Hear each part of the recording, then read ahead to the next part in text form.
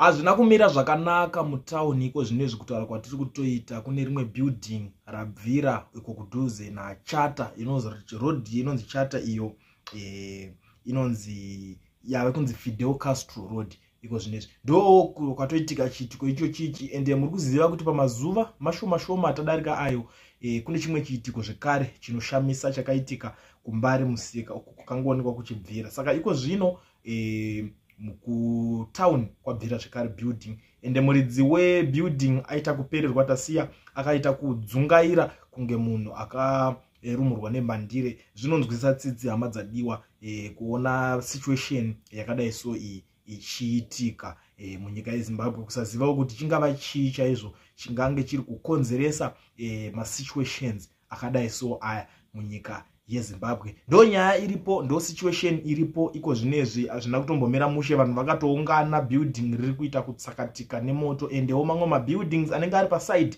vangava kutorohwa nevana kuti zvichida moto ungangonanira kunobatanidzirawo avo mabuildings vasina chavari kuziva. Saka vamwe vangava kutotanga kutomhanyisa kutraya kubvisa zvinhu. Ndo nyaya iripo yandangouya nayo ndakakubatirai nhasi yezvinhu zviri kuitika mutown. So panonzwa Kulian TV patinokupai maupdates akasiyana akangoita sewaya. So kana uchinge washanya pana iri first time yako ndakandikukumberisawo kuti ugare wasubscribe or like this video wakamirira zvimwe zvinotevera.